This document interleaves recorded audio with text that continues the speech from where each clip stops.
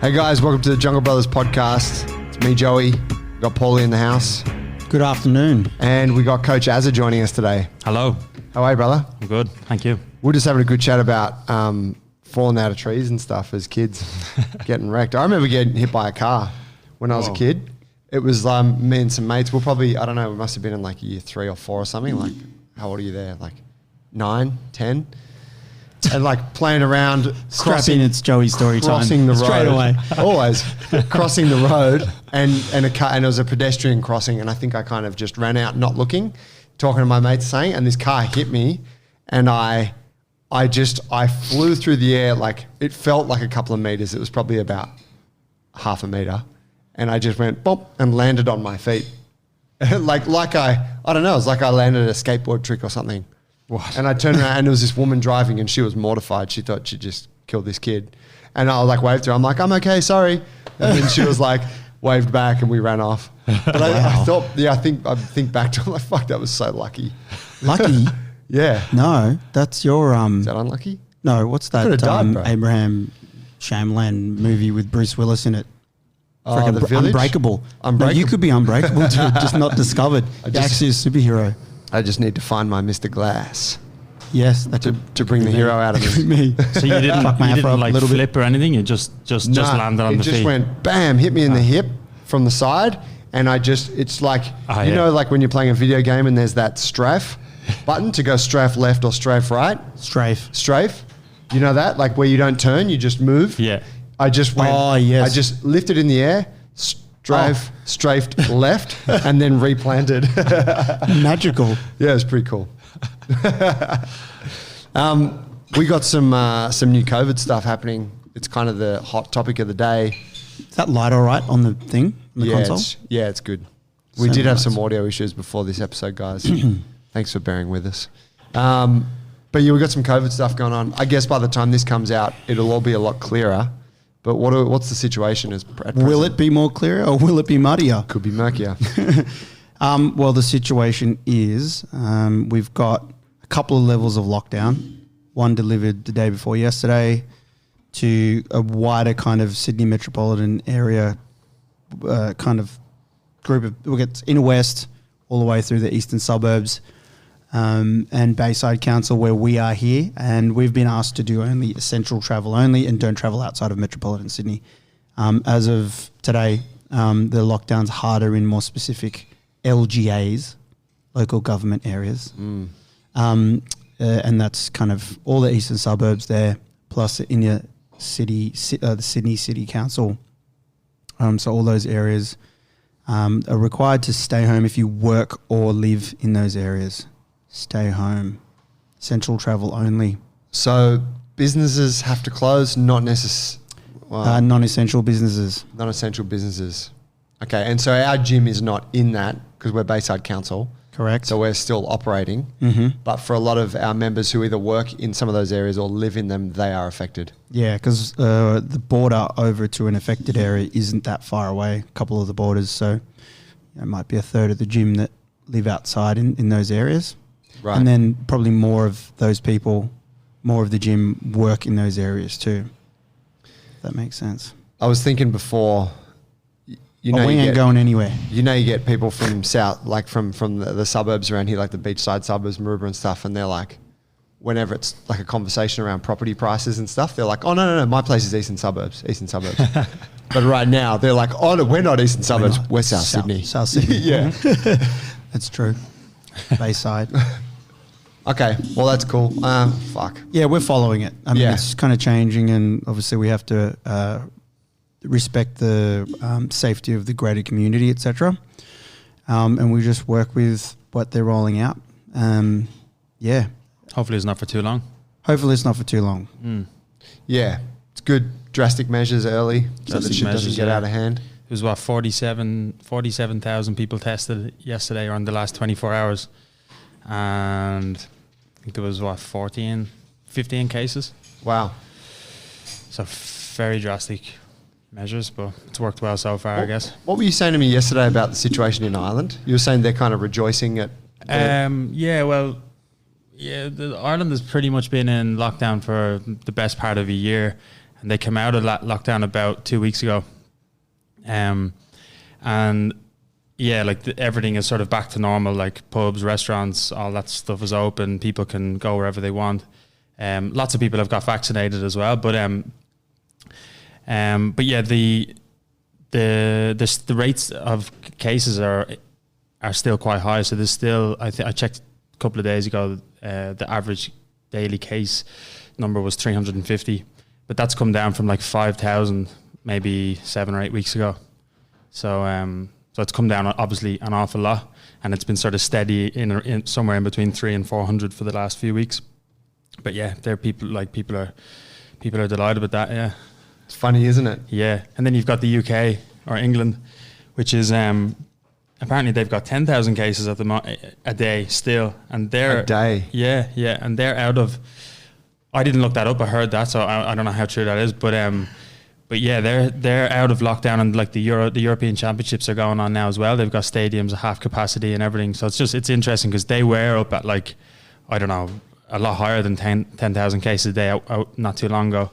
So they're on the down as well. You know, they're coming out of lockdown. Yeah, it's crazy when you think about that. And then we've got like, you know, we're still in the teens sort of thing, and we're going into lockdown. Yeah. Yeah, and I mean, yeah, it is crazy, and then, you know, and there's a lot of people out there who always complain about it when something happens here, and I think for all of us, we're like, whatever, like it's a short term thing, and it's kept us in a good stead, this whole COVID thing. So it's like, fine, do it. Yeah, it's worked really well so far. Trump called it though. He said, What did he say? the more you test, the more cases you get. So stop testing. Stop testing. Simple. Yeah, simple. He also said give the people bleach, didn't he? Yeah. Madman. We should try it. Yeah. I think we should. Yeah. Yeah. I haven't seen a study to prove that it doesn't work. 99.9% of germs. It's amazing, isn't it, what you can say? A little bit like us having this show. We can put out whatever we want. Yeah. As you were last on the show, was it when we were having the chat around fatherhood? Yeah. Wasn't it? Yeah, a little while ago. How's what's changed with you since then? I know your role here at the gym's evolved a bit. What's going on? Since then, when was that? It was probably roughly 6 months ago. Would have been. Would have been just before, because Leo wasn't born yet. So it's probably about 8 months ago or something. Okay, end of last year. What's changed? Well, You shredded up since then. shredded up. I've turned 30. I've gotten busier. My role here in the gym has changed a little bit as well. What's the role? Tell us about it, PT development guy. Yeah, so I've been in charge the last couple of months. Last couple of months, I've been taking a session once a week, which is similar to what was our coach's development session. That's now, we have another session on top of that, which is the one I take, which is the business development session. So basically, all the PTs in the gym, we get around the table and we just discuss a topic, or the last couple of weeks we've just been sort of checking in with each other and seeing where everyone's business is at and sort of where they want to get it to. And then we just set some sort of weekly targets, and then we keep each other accountable then each week by showing up to the meeting and, like, you know, asking the question, did you get that stuff done? And then other stuff just pops up of, you know, little things people run into, whether it be, you know, having trouble doing a post or like writing an ad, or you know, little things like that, and stuff comes up, and we workshop through it, and then everyone sort of learns from everyone's little sort of, you know, bumps along the way. So yeah, it's quite cool. That's cool. Yeah. It's I guess it's a kind of a marketing focus, isn't it? Is it at the moment there it's basic, but at the moment it is, yeah, the last few weeks, because there's a lot of new coaches in the gym and they're trying to get up and running. So they're all trying to get clients, they're all trying to get leads. So yeah, a lot of it is around like, okay, how can we start generating leads for you? Because we can't just rely on Younger Brothers to do that. So yeah, we have to sort of, you know, try and do most of that ourselves. So a lot of it is around marketing and getting clear on your product, getting clear on your niche, and then coming up with some sort of a strategy of like how, you know, you're going to speak to those people and obviously attract them, you know, so you can get them in front of you and have a chat with them. It's cool, man. Yeah, I really love it. You know, I've my own PT business going on in here too, besides having the gym and as well. But yeah, I found it so useful. A lot of the things, like the most powerful thing I always find is just the group thing. Yeah, group accountability, like, because a lot of the stuff you're like, I know that, and I know that too, and that totally, you know, I've done that course before. I've had that piece of advice, but it's literally just turning up for the other people, and saying and setting a goal with them, and then coming back and showing progress. Like, that's what I feel. There's obviously lots of other tools that we share, but it's like the group accountability thing is the sickest part. Yeah, it's very powerful when you say, you know, or when someone asks you, okay, what you know, where do you want to, like, where's your business at now? Where does it need to be at for you to be sort of happy with, you know, you're like, as in happy with how much you're making from work, how many hours you're working, all of that stuff. Like, where does it need to be? And then coming up with a plan to get them there, and then just following the steps, you know, along the way to get to that end goal. But there's something very powerful of people, you know, when someone says, I want to start my goal is to, you know, have an established small group, or my goal is to, you know, get 5 new PT clients, or whatever the goal is. But when they say that out loud around the table in front of everyone, and then they know that next week we're going to be, you know, they're going to have to answer for if they've achieved what they said they want to do, or if they've, you know, taken their eye off the ball and they've not got it done or whatever. So it's just, there's something very powerful there, having to show up and make sure you've got it done. Or else you look a little bit, you know, there's a little bit of embarrassment there, and like, you look a bit lazy. And yeah. Did we speak about that last week? We were talking a little bit about the habits thing. Was it intention, affirmation, or something like that? It's like, like as in like that process of And I think I was talking about the study that shows that, you know, if you write it down, they had a control group who didn't write it down, and they had a group that physically penned it on a piece of paper, and that was the only difference between those groups. And there was a control group, and they had like 20% buy-in or action taken versus over 90% people who wrote down their intention to do the thing, and they did the thing. Yeah, that's really cool. Now, like this week actually, we've had a bit of a breakthrough with a few of the coaches have started to, you know, like, a couple of the 2 or 3 have like got, you know, between them maybe 12 to 15 sort of clients that they've signed up into small groups, and that's going to be kicking off in the next week or 2. But this week was really cool because that all sort of got spoken about, like it all got shared as like a win, you know. And that's really inspiring then for everyone else. They're like, holy shit, you know, that's right, geez, this guy's making moves, or, you know, this is actually, like, a few weeks ago they were saying they wanted to do this thing. Now there's people who have given them money and who are going to come in and are going to train with them. That's really inspiring for everyone else around the table as well. It sure is. Because since we started, and you said it was a couple of months ago or whatever, 8-9 weeks or something, there's been a lot of groundwork being done. So it was really cool to come out this week and actually have that convert into new faces, people coming to the gym, etc. Because it does take time. It takes time. So I'm going for it. I'm going ham in that group. I'm trying to. There's like that healthy competition as well. Completely. So I'm shit talking. I'm getting all the leads. I'm the guy. So I enjoy that environment.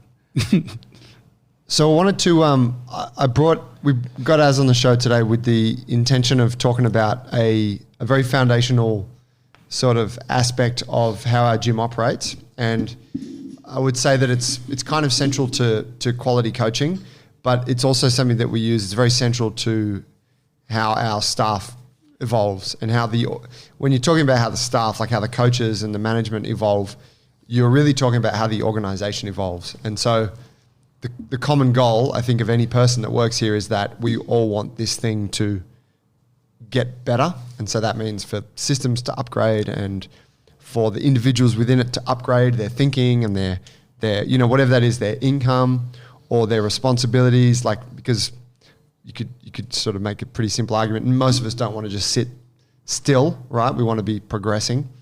And that thing is feedback. And it's kind of a pretty simple thing, right? It's like, yeah, feedback's important. But I thought it would be cool today to have a little chat around how it plays out, how we use it in our staff meetings, like in that coaches meeting. And then just kind of riff on it a little bit, because as you, of all the coaches, have embraced this feedback piece so wholeheartedly. Yeah. He's a good-looking guy, very friendly, very polite, very smooth Irish accent. But on any given day, he can just throw the most savage piece of feedback and every motherfucker can get it. It's like, yeah, I got something for you, and then, okay, and I've also got something for you. Yeah, but we move on to different portions of the meeting, and we move on to the we're going to look at coach's timetable, and Aaron's like, actually, sorry. I actually have one more piece of feedback. Hold on, you're not getting away that easy. Which is a beautiful thing, because that's why it's there. He's a giver. We call it a gift. It's a gift to give someone feedback. So you should come with gifts to the meeting. Bring something. And bring them for your colleagues and friends. Yeah. So tell me, like how it played, like how does it occur in the meeting each week, just to paint the picture for the folks. Yeah. Oh, yeah. Well, there's an agenda to every meeting. And we start with feedback, actually. It's the top. Yeah. Followed by talking about wins and lessons. It wasn't always, but why did we bring it to the top of the meeting? Well, we brought it to the front because, we found that it's extremely important. And if you look at your business activities in the kind of two columns of admin and value creation, a big part of the meeting is staff stuff. It's admin stuff. You can actually move through pretty quickly. The feedback thing is actually just vital for the development of the individual and to, build that person up and for that person to evolve. So we moved it forward because it was more important, because when we had it somewhere in the middle of the meeting, it would take up so much time. Yeah, and I think subconsciously you would almost avoid it. That's sometimes. true. Yes. You'd be like, we've got all this admin shit to get through. That's right. We didn't have enough time to get into it. Because it's really, I don't know, what's the awkward. word? It's really awkward. It's awkward. It's conflict type of thing. It's conflict resolution, or maybe it's just someone copping something brutally honest that they didn't see, or maybe they did know that was there, and it's just being laid out in front of the group for discussion. So it's at the start of the meeting, correct? And then give me play it out, like in terms of what kind of feedback are we talking about? How specific does it get? Yeah, what kind of shit are we saying? It could be anything to do with your coaching in the class, how you have, like something that you might have been doing in the class, the logistics of your class, how you're running it, the gear. I saw you leaving an untidy area, or maybe how you were coaching, how you were speaking to a member, maybe you had your back to a member, generally how you're carrying yourself around the gym. But then it could also be staff to staff as well. Hey, I saw you talking to Joe and I thought that was a little bit unfair, or you're being untidy. It could be something like that. We need to clean, I think you're being a bit untidy in the office. It could be anywhere around. Or someone has loaded the toilet paper the wrong way around. That was. And I'll be honest. Ever since I stepped out of the coaching room, I noticed the toilet paper's been getting misloaded. Yeah, I've seen it being.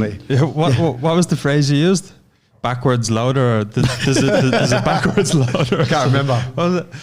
That was actually a thing, listeners, and that was Joe Worthington put it out there.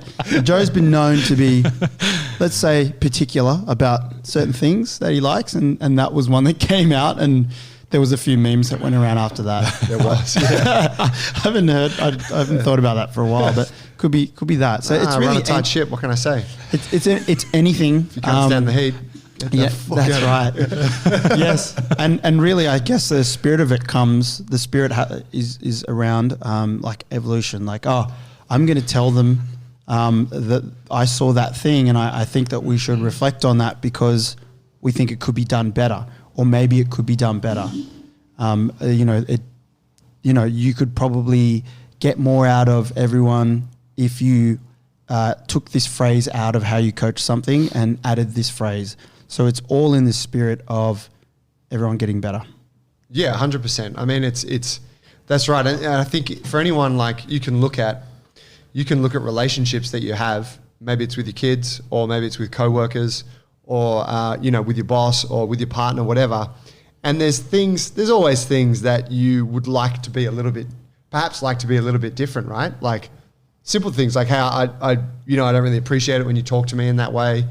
Could you, because it makes me feel like, could you just change, I just wanted to let you know of this, or, hey, the way you fucking leave a mess in the bathroom, or like those, but we never say those things. Like in a personal setting, you do kind of, different people do with their partners and stuff, but that kind of stuff is seen as pedantic, and isn't it? And it's also hard to find the right time. Hard to find the right time, but also if the person that is going to be receiving it, if they're not aware that, if it's not framed in, hey, here's a time that we make where it's open game for all of us to say whatever we think to each other with the best interest of that person at heart, in the name of growth and development.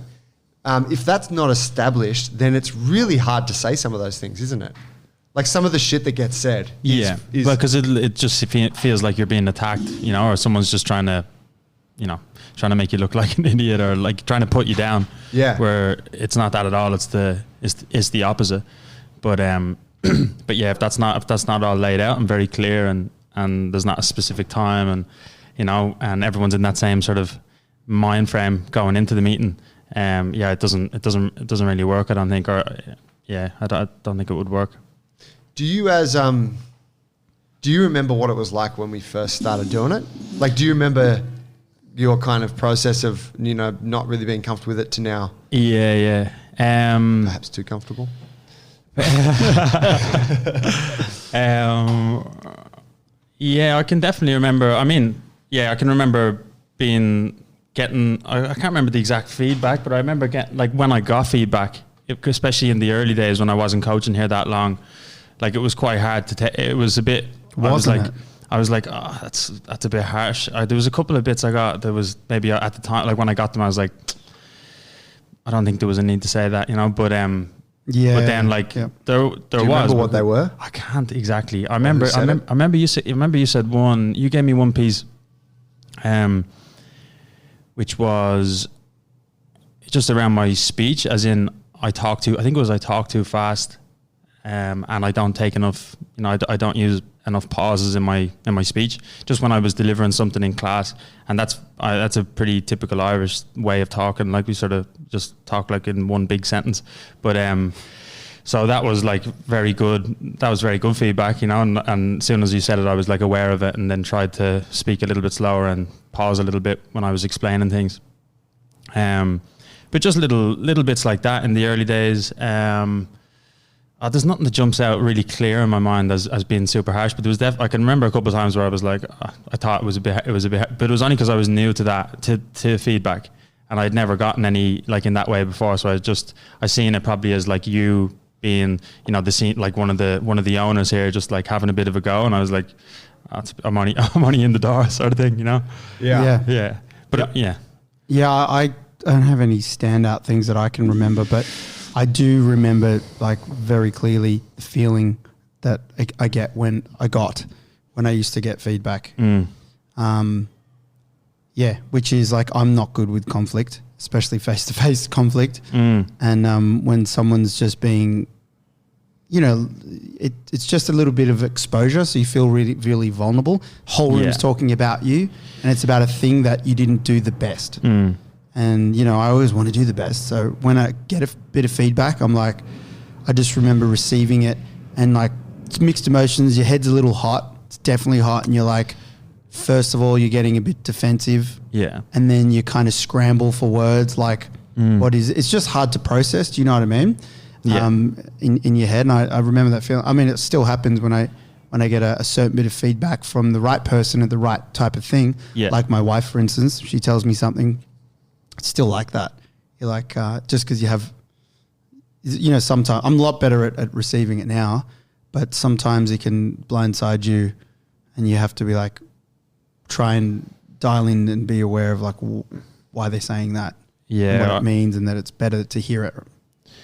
Yeah, I think I have to check if I ever get any. I haven't gotten any in a while actually, but I should come back to I'm the waiting meetings. for it. Every week I'm like, this is the week someone's gonna nail me. But it You hasn't got a bit happened in the other while. week. I did. Yeah. I got a bit. Well, you kind of got a counter feedback because you gave some feedback and then Jared gave you some feedback on your feedback. Oh, that's right. Yeah. That's right. I mean, it wasn't a direct thing. It was more like, I thought your feedback was harsh. Yeah. And then yeah. we discussed that and, you know, it was all good in the end. Yeah. That was a funny one because I didn't know the full story of like when I gave the person the feedback. I didn't know there's a couple of things that I didn't know about their situation, and then and then after when that was like made clear, then I was like, oh, okay, yeah, then that definitely is a bit harsh then. Mm-hmm. And then the following week, I apologized for that to the person in the same setting, like in front of everyone. Yeah. But because it was harsh. Yeah. Care to share? Do you want to spill the beans? So I gave some feedback to. Let me think. It was to Joe Taylor, so the new lifting coach in here. And what did I say? So she was asking Paul about the new bodyweight program, and there was a few movements in the program that she didn't understand. And this is a bit of a reoccurring thing with Joe, or as I've noticed anyway, this is a bit of a reoccurring thing, you know, most weeks since she's been here. She's not here that long, like, you know, a few months, but I always hear her asking her, what's this movement, or what's this movement? And that's fair enough because she doesn't she's not a bodyweight, like her bodyweight training is not really her thing. She's more Olympic lifting, and she's learning it. And we want people to come and ask us, Yeah. you know, especially to the person who's responsible for the program, etc. Yeah. It's like, come and talk to us about movements, and there's a space in the meeting for that as well. Yeah. So so anyway, she asked about a movement and or a couple of movements, and seemed really like, you know, stressed out about it. And I just I said that I think the coach, like Joe in this case, should take some ownership of like you know, like learning these systems, you know, rather than waiting you know, every week for it to be like something like, you know, like 2 or 3 new things in the session, and be like, what are these things? Because the systems that we have are sort of, you know, they're fairly learnable when you're in there and you're training that stuff a little bit. And I said that because she teaches the bodyweight class as well as the lifting class, which is obviously her expertise. But it was sort of just spur of the moment. I seen her very stressed about like not knowing this thing. And then I seen Paul, who was very busy as a gym owner and has a million things to do. And I was sort of, I don't know, I just seen Paul like really busy and maybe not having time to like, you know, to go through this stuff like every week, you know. And I just sort of said it, and I was like, I think we as coaches, if we're teaching a particular class, like it's up to us to learn that stuff, like to learn the systems there. Obviously there's going to be questions, you know, here and there, how do you do this, or like what's the detail with this movement, or like, oh, I'm not quite sure about this one. But for the most part, like if you're teaching a class, you have to, you know, you should know what you're talking about. And that was the same for me when I was in the lift, when I was teaching the lift class that Joe now teaches. Like we were doing Olympic lifting, like it wasn't my thing. I didn't know anything about it, but I learned the systems, and I'm sure I obviously asked questions along the way as well. And we were lucky enough a while ago to have a really good workshop with Yazzie, who brought us through all the Olympic lifts, and I got loads out of that. But yeah, I said it on the spot at just sort of spur of the moment. And then Jared, who's Joe's boyfriend, sort of, you know, stuck up for her and said, I think that feedback is very harsh because she's basically doing a really good job. And I said, no, she's doing a really good job, but I just think that, you know, maybe she needs to take a little bit more, Joe needs to take a little bit more ownership of learning the systems that we have here, you know? And then to which he said, well, she's training for a comp at the moment. And there was some other thing as well. She was training for a comp, and there was something else, which sort of meant like she was pretty stuck for time, you know? And then that was it sort of fizzled out then, and it was a little bit awkward and stuff. And then it sort of fizzled out, and then, then he came back at you. Did he? Oh no, that was him coming back at you then. That was him coming back, yeah. Yeah. And so then I went away and sort of thought about it afterwards, and I said, yeah, that was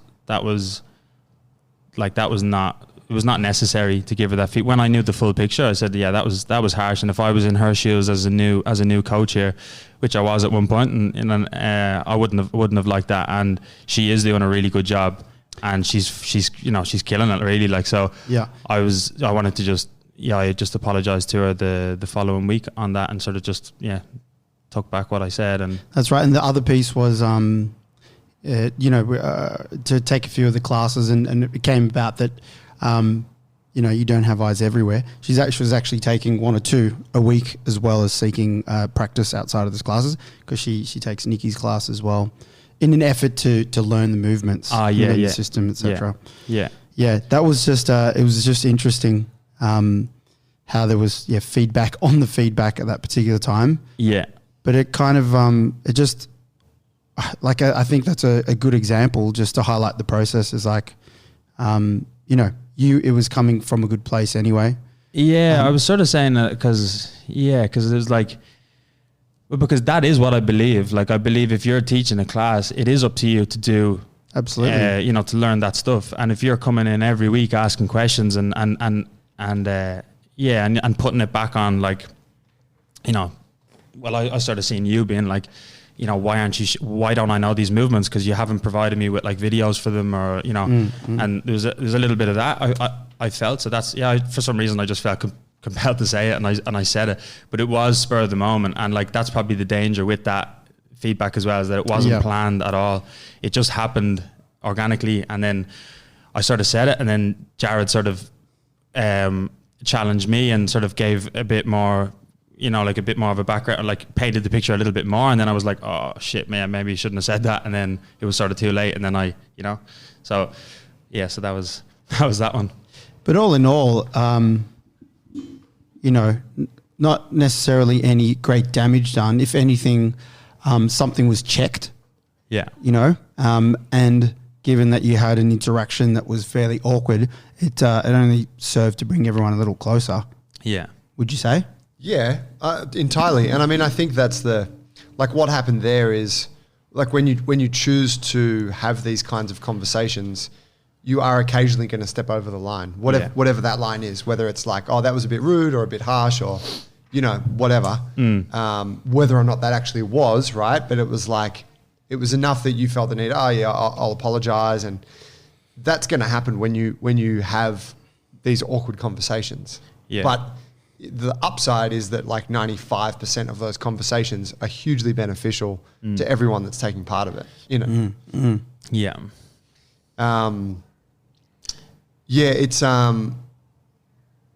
It's interesting, that one, where it's like you make a judgment and you're like, I'm just going to throw this out there. And I think that at times, sometimes when you do that piece of feedback, you almost throw it out there knowing that I could be getting this a little bit wrong, but I would rather raise the point and put it out there to have it knocked back. Yeah. Because I'm incorrect. Like, tell me I'm wrong. No worries. Yeah. Like, rather than I'm not going to say anything. But then keep feeling that way. Like, fuck, I should just tell this person what I think. Yeah. Well, that feedback time is also a bit of like a discussion time as well. Like, it's a feedback.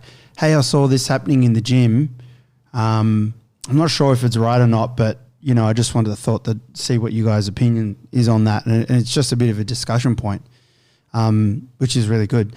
Another type of feedback, or another thing I thought I'd mention, like with the feedback, is like, yes, that space is there every week for people, like to bring that forward to someone. It's hard sometimes to find the right time, as we said. But we also would like people to go ahead and talk to each other, outside of that meeting. If there is a good time, you shouldn't necessarily wait the whole week to tell that person. Like, go ahead and have that separate conversation with them if you can. But sometimes, and it's happened in the past many times, is like I would have something say with Joe. Say we had something that I noticed he was doing and we resolved it on the side. Sometimes we'll come to that meeting and we'll bring that up because it is a good lesson for everyone to hear. Yeah. Which is a really good thing. And that's in the spirit of the feedback. We just want to bring something to the attention of everyone that where we think that everyone could benefit from that experience that two people had or you had. Yeah. Which is really cool. Yeah, like Paul came to me, he's like, man, I feel passionately about backloading toilet paper. Yeah. And I'm like, bro, I think you should do it. You know? I'm a total front loader. I think it's good for you. No, that's right. It's like sharing that kind of that little process to other people. Like, yeah, there's so much in that. One thing that comes to mind, we do like a summary of our coaches meeting, and this is real handy stuff. If you got a gym or you got a business with a team, take note. We do this weekly meeting, but at the end of the meeting, there's a summary made of all the main points covered, and then it's sent out in a group email to all the coaches. And that's because week to week, not all coaches can get to the meeting, so it just allows everyone to be across the information. What we used to do was include the feedback in that email as well. And I remember once there was a piece of feedback from me for a particular coach who wasn't at the meeting.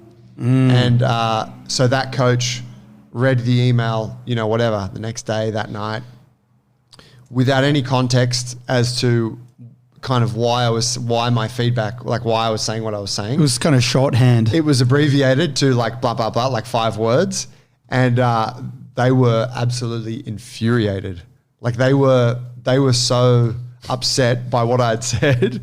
It was almost catastrophic. Was. And, obviously we got together, had a chat about it. I explained myself, they still took time to cool off. It did take time. And it was like, hey guys, that's a piece of feedback for us.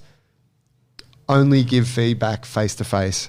Don't write something in the summary that someone who's not here is going to read, because it's taken, you need the opportunity in the space to be able to explain what you're saying, and they need the opportunity to defend themselves or ask questions don't they? It's like that tweet I sent out. No, I didn't send it to her. I was like, I didn't explain myself. It's only 50 characters or whatever it is. But yeah, it's true. Like the context thing is so big there, and people need it is and like also a space for them to discuss it. Yeah, to sink it in, like let it sink in, and then go, you know what?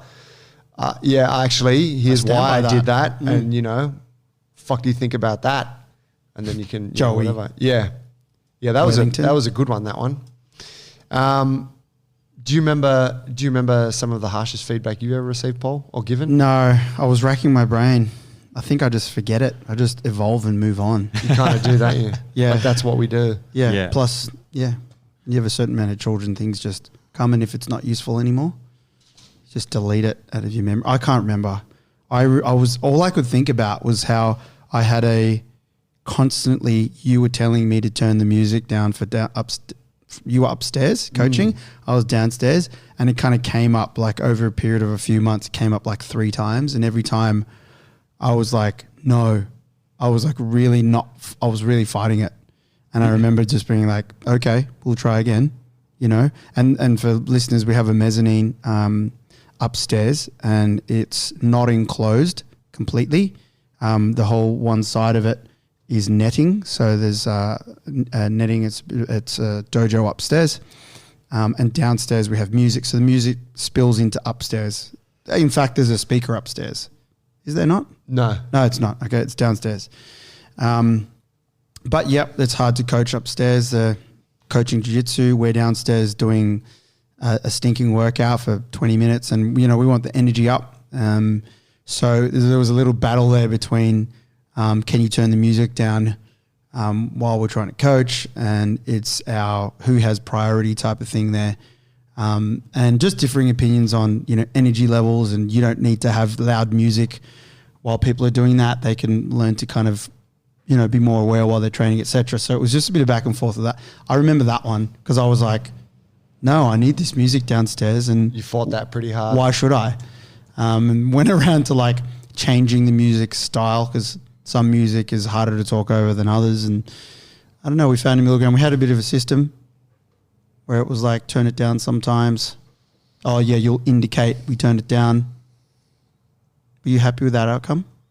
I'm not really sure of where from what I can tell, it's at a good place now. Yeah, it works now. Haven't heard anything from... It was just a change in perspective, wasn't it? Because we went from having a gym that was just one class running and the whole gym belongs to that class. So it's like, fuck, play whatever you want, as loud as you like, relevant to the workout. But it's like now, hey, there's a whole little world happening upstairs that you're oblivious to because you're concerned with your group, you know? And it was just that. And you know, and there's friction in it, right? And there's some friction there too because we've been mates since we were kids and, you know, like there's all this stuff that you're like, fucking Joey's telling me that shit again. Yeah. And I'm like, bro, you got to turn it down. I think I came at you with the big one. I think I was like, that's fine, mate. It's your business. Like, yeah, whatever. If you want half of it to run inefficiently, that's fine, you know. Well, the retort to that is it's not half of it because we got the bigger class downstairs. Oh, boom. Yeah, but you pay more weight. You pay your coach's fees for upstairs. It's true. Plus, you guys got brown belts and choke the fuck out of me. So it's like, okay. But yeah, no, it's so yeah. There's so much that goes into it, and I think like that. I'm sure you felt that as too. Like at times you're like, are people fucking picking on me right now? Yeah. Oh, like yeah. why? Because you might get something pretty heavy in a meeting. Someone be like, hey, you know, so and so, I thought you talked too much in your class. Like you blab on and you're saying too much and people are getting bored. That one, like that's a piece of feedback that a lot of us receive many times, right? Yeah, we've all You're had talking that. too much, like talk less, let people train more. And then, you know, you respond and then you're like, fuck, thank God. And then someone else is like, oh yeah, and also you do this. And then you're like, holy shit, like a barrage. Yeah. Yes. Everyone just gangs up and attacks. Yeah. Yeah. But yeah, that was the feedback you gave me actually, was talking too much. Yeah. Say less. I remember it. Yeah. Yeah. Yeah, I mean, it's funny too, because I guess you get fixated on certain things because they come into your mind. So I think like that for me was when I did a public speaking course. It gave me all these kind of perspectives on good public speaking. Yeah. And how to communicate better. And so I came into the gym and I'm like, that's not great communication. That could be better. That could be better. I could help so-and-so. So for a period there, I'm like fucking shots fired on everybody. Yeah. You know? Double 6 shooters on the hip. Just pow, pow, pow, pow. We're all better for it. Eh? Yeah, that's it. I barely talk. I just throw the weights at him and say lift. Yeah. It's really there just to keep everybody on their toes, and you know, no one's really allowed to, like, you know, if you're going to slack off and deliver a shit class, or you know, you're just like, you're not putting in the effort in your PT sessions, or you're just not there, like someone is going to pick up on it and someone's going to let you know on Thursday, and then you're going to have to sort of answer for it. So it just keeps you on your toes, as you know.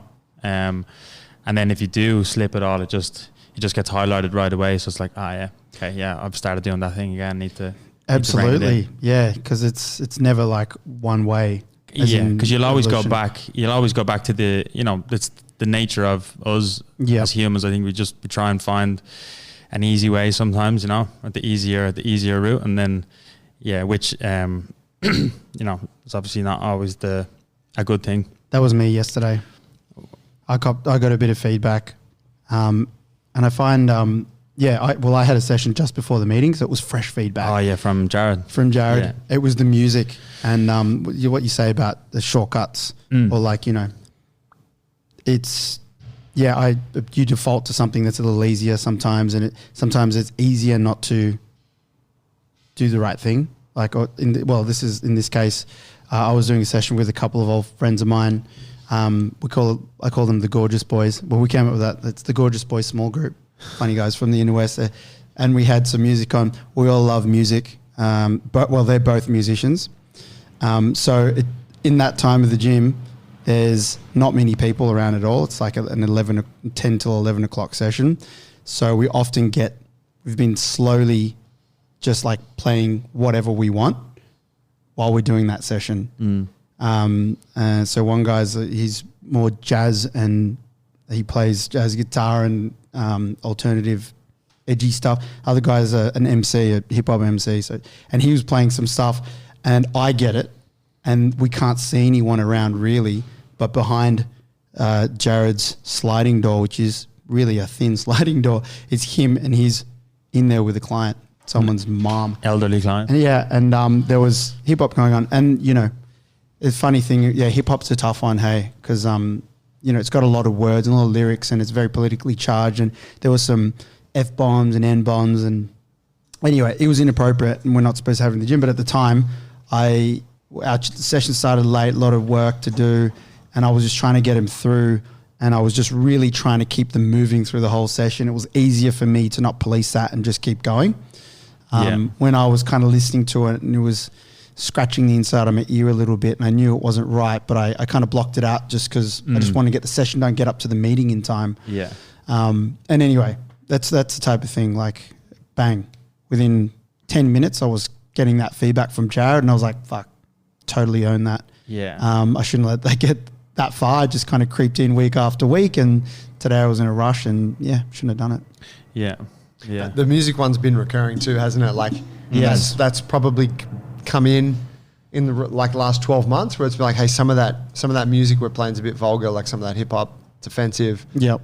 And then you're like, oh yeah, and then it keeps getting played and something, like it comes up multiple times. Yeah. Yep. And then it gets to the point it's like, you can't play that artist anymore. That artist Yes. is just off limits, and you're like, Yep. fuck, all right. And then the change is made. Yes. Yeah. Yeah. But it's very easy for like a different artist or whatever to sneak back in. Yeah. And the feedback process, especially in relation to what you're just explaining, is it's really important for a place like us, where the way that our staff and the business is structured, it's very like it's a democracy in here. And we want, in a democracy, we want people to express themselves. We want their personalities to bleed into our business and then affect how we do things here. So in the music case, it's part of what we do here is we want people to express their own personalities while they're coaching and bring that music in, rather than making playlists and this is the only thing that you play. Were you going to say something? Yeah, I was going to say like to an extent. To an extent. There's some music that is just like it's offensive and Or just not appropriate. and not appropriate, hard style. Death metal. Well, and so it's to an extent. But the feedback process has to be done in a place that's collaborative like this. Yeah. It'd be easier if it was a dictatorship. Then we wouldn't need feedback. Yeah, you've said that before, as you kind of liked the way that like anyone can get it. Yeah, There's no hierarchy. I think I said, that's why I maybe like took to it so keenly or whatever, is that it sort of levels the playing field a little bit in terms of there's no hierarchy. Like I think in a lot of businesses or any business that I've worked in previous to this, like there's always a hierarchy. You've got the boss and like, you'd never really. You wouldn't really challenge them on something, like you'd be, because you might get punished for it or whatever, it wouldn't do you any favors.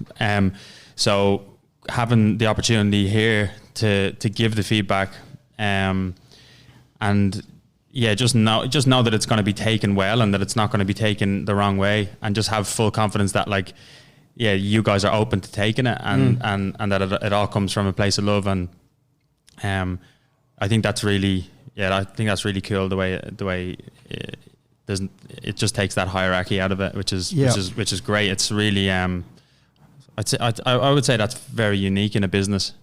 I wouldn't say there's too many businesses that have that. Yeah, I guess part of it comes from the fact that we are all on the same playing field in terms of coaching. We like say, Paul, myself, T, we own the gym, but we all PT here. We all coach classes here. Yeah. So in that way, like everyone's like we're all equal. Oh yeah, but you are still the owners of the gym. And what I'm saying is like in most gyms, the owner of the gym, it's like, well, this is my gym, so these are my rules. Coach how the fuck I want. Yeah. Well, yeah. Kind of thing. Yeah. Well, yeah. Like you set it up the way you want, and you sort of run it the way you think is best, and you might take feedback or.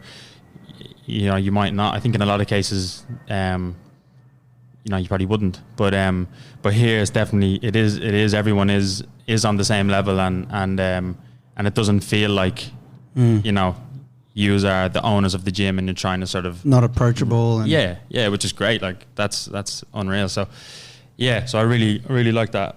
I just remembered a bit of feedback that Joe gave to you, and then you countered it and it became a discussion piece. Joe, this Joe or Yeah, Joe? yeah, this Joe. Oh yeah, what was that? It was when what's the name of that Irish singer? It sounds like he's got a black guy's voice. Maverick Sabre. Maverick Sabre. You were playing Maverick Sabre, I think, in one of Yeah. your classes. Yeah, And he's got a very silky R&B toned voice, yeah. kind of. He's yeah. like a yeah, jazzy sort of blues and singer. Yeah, and it's pretty slow. / R&B. Yeah, Yeah, and it's slow. And Yeah. you were like, if I remember correctly, I'd think that was too slow for whatever program you're delivering. Yeah. And then you were like, okay. And you're like, but aren't we supposed to be expressing ourselves with our music? I'm trying to build a bit of a culture around that particular session, and I'm Aaron, and this is the type of music I play. You remember that, guys? I do remember that. Do you? Tell us Yep. about it. What class was it? Because now I only play in my stretch class. Glad you took my feedback. I feel like it was I think it remember was a that. lift. It was when you did lift 930. Was it? I would say. I think I was probably being a bit of a smartass about it. Like, Yeah. It wasn't I felt like like committing suicide when I heard that music in your class or something. Okay, it was a bit like Yeah, But it's but it's not your vibe though at all. No, and Yeah. then I do remember you Not to train being to. like, that's something unique that I enjoy and I want to like. So what about? And you guys say that's part of your culture. So Yeah. what about that? But yeah, because it was the 9:30 session, which Pretty is sure like it's- a bit of it was a little bit. I don't take that class anymore, but when I did, 'cause I used to do the 5:45 lift and then the 9:30 lift on a Friday, and the two of them would be very different because the 9:30 it was just a different energy. It was a bit more chill, and it was there was generally a lot of like a lot of mums sort of showing up to it, and it was a bit more relaxed. Whereas the 5:45 was a bit more of a not a pump up session, but the energy was a bit you have to a bit use higher. the music Yeah. to get it up as well that early in the morning. Yeah, definitely. Yeah. Yeah, Um, I remember that. It came to mind. Did I retort after you said, I was like, yeah, I get that, but my opinion still stands. Yeah. Yes, yeah. Yeah, and and it was probably depending on what song, it was probably right. Like, to be fair, it was probably good feedback because it probably is a bit slow. But the beauty of that is that there's no one that's really right in that, is there? It's like, mate, I don't think that's good. And he's like, well, maybe not from that point of view, but from this point of view, I like it. Yeah. I'm like, cool. Yeah. Like, we can agree to whatever, not completely agree. Joe's like, yeah, cool. It's only the members that lose out. I'm like, well, my class is full, mate, so I don't know what you're talking about. Great. Yeah, it's good. I remember every time I'd give feedback to T, he gets this funny look on his face. Oh, yeah. Like, kind of like he's like blinking kind of rapidly. And the like, nostrils flare. and yeah, he's trying to like hold his face steady. It's like he becomes hyper conscious of his face. You do a thing He's as allergic well. to feedback. Yeah, You do I? do a thing as well, yeah. You just Back of his you neck just do a straightens. little smile, like you put your lips together and you just go. Just sort of for the listeners, just sort of puts his lips together and just sort of smiles and then called sort of pursing. nods. It's pursing the lips, kind Pursing. of retracting them in a little bit. Yeah. I tell you, and I It's feel almost like he's I- trying to stop himself from saying something. Well, that's what it is, because you're very in that. As soon as someone gives you something, you're immediately driven to respond. Yeah, 100%. All you want to do is tell them why. You want to defend your position. Yeah. So I think that in that moment, this is another point. This is this objectivity thing. But in that moment, if you can be like, I can extract what is useful from what this person is telling me. Like, I can see past my own insecurities, and I can extract what is useful from this. Yeah. So I'm just going to thank them for giving me that piece of valuable information, rather than I won't fucking tell them why I did that because I don't want to look like an idiot. Yeah. Yeah. But it's so hard to do that. So I think that's why you end up making this funny face. Yeah. Yeah, and it's definitely something I find myself doing that all the time. If I ever get feedback, I'm probably a bit like Tiora. I find it really hard to keep a lid on it, as in like I can feel the emotions sort of rise like when someone says something to me, and A little bit like some of those really emotive Irish kind of R&B songs. I have to, yeah. And but yeah, I have to try and work on that. It's like a work in progress, but I've definitely gotten better at it. But it's definitely still a thing. I still have it. Yeah. Depending on, well, yeah, I'm good at depending on the individual Yeah. and the subject. A good So- oh, sorry. No, I was going to say, because I get it with my wife for particular subjects. Yeah. So, Yeah. and it's like, I'm good with, say, in the gym, someone asking me, giving me feedback about that, but not in this particular situation with the wife. So there's work to be done. Yeah. Yeah.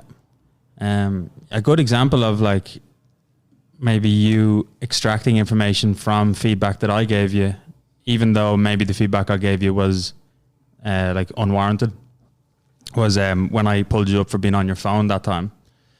You remember that? Yeah. During the PT session. Yeah, just during the PT session, you were just on your phone. It looked like you were texting.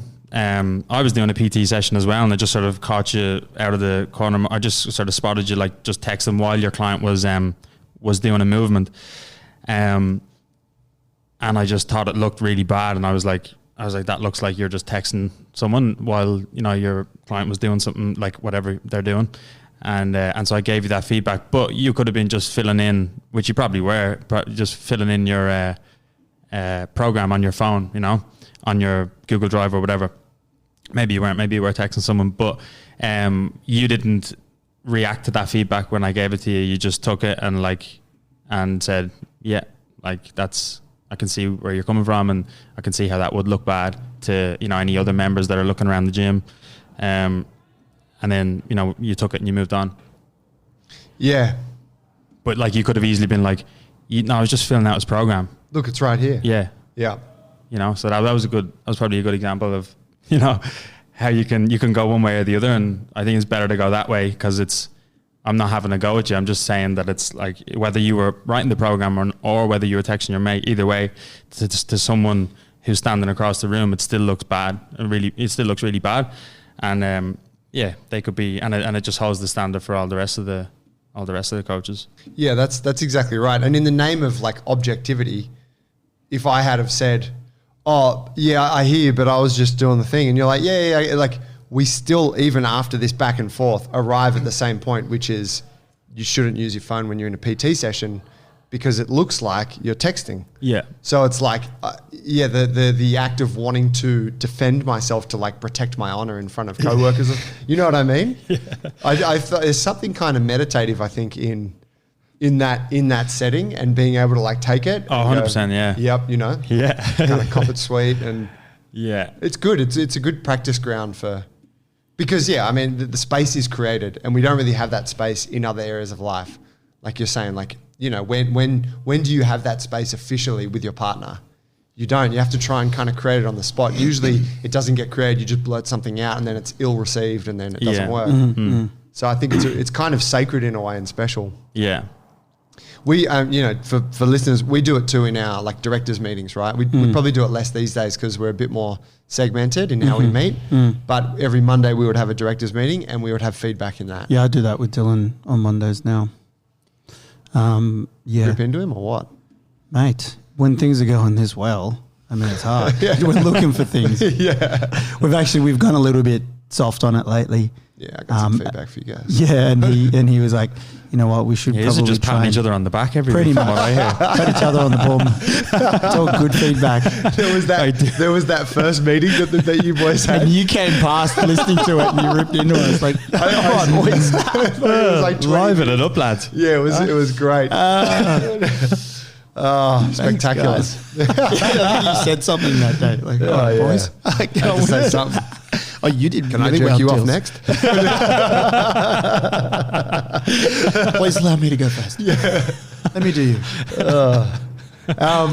So I thought just in closing, we could that was a really cool chat. I think we should try to record, make a memory of some of the more hectic pieces of feedback because being able to relive them takes you back there. You feel those emotions. You feel that, like you said, your head gets hot.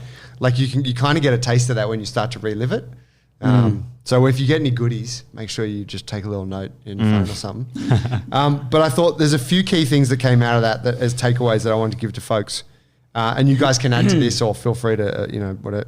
But one is it has to be face-to-face. So don't do it remotely.